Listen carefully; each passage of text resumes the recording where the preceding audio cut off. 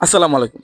আজকে আপনাদের সামনে এমন একটা চমৎকার একটা আমল নিয়ে আসছি, যে আমলটা করলে আপনার কোনো রোগ হবে না ইনশাল্লাহ।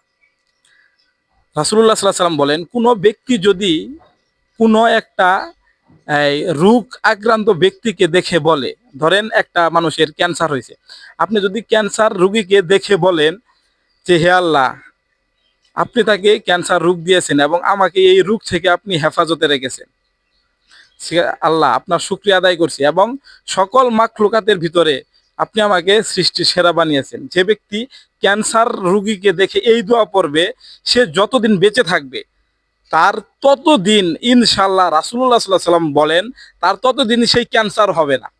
সে যতদিন বেঁচে থাকবে তার ততদিন ক্যান্সার হবে না। শুধু ক্যান্সারও না, আপনি যে রুগীকে দেখতে যান এবং সেই রুগীর যে রোগটাই হোক, সেই রোগ দেখে যদি আপনি এই দোয়াটি পড়েন, আপনি যতদিন বেঁচে থাকবেন ততদিন আপনার ওই রোগটি হবে না। এটাই রাসূলুল্লাহ সাল্লাল্লাহু আলাইহি ওয়াসাল্লাম বলেন।